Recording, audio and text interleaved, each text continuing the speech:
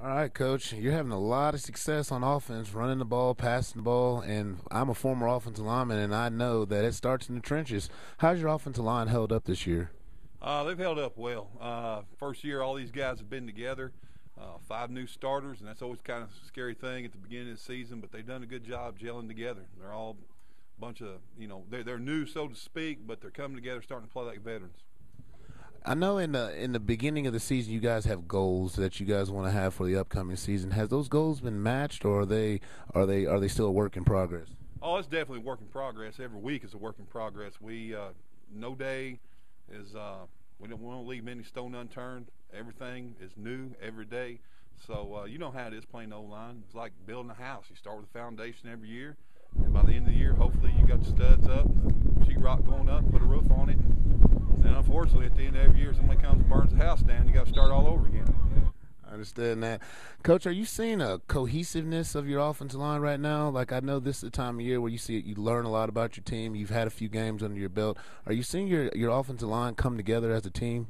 Oh yeah, those guys, they're all good buddies. Sometimes they're too good of friends. I wish they'd grab each other by the face mask a little more and shake things up. But yeah, this time of year right now, it is nice as the coach. You want to, at this point in time of year, try to remove yourself and let them coach themselves. You kind of be a guide on the side, and they should be able to understand what it takes to go through individual, go through a team setting, and excel at the end.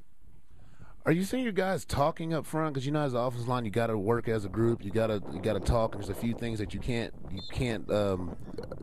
draw up on the sideline. So you got to have your guys up front talking. Are you seeing that a lot with your team? Sure, we preach communication from the word go. We start back in January and February to start communication, because as you know, when offensive line play, it's all about communication. You got to know what the guy next to you is doing, and that changes from snap to snap based upon what the front does, the movement, any pre-snap reads as far as blitz. They got to be communicating every snap. Josh, I just found out some interesting news about you. You were a receiver last year, converted into an offensive tackle. Tell me a little bit about that. It's been real different. I've learned a whole lot of new things, but Coach Tripping's always been there, so he's been a great coach for me. Have you seen so far that at this point in the time you usually see the cohesiveness of the offensive line come together? Have you seen that with your guys right now? Are you guys coming together as a group? Yeah, I think we're gelling real good together, just getting games under our belt. I mean, it's all our first year playing varsity, so yeah, I think we're starting to gel though. I don't have to tell you how tough you guys are, because 318 yards on the ground, that's a credit to the offensive line. So tell me a little bit about that last week. You guys beat Heritage 49-0. I mean, that and running and throwing the ball. So how'd that feel? We just came out ready to play, because the week before that we didn't show up, and coaches kept telling us, be ready, and we were. How tough is this group?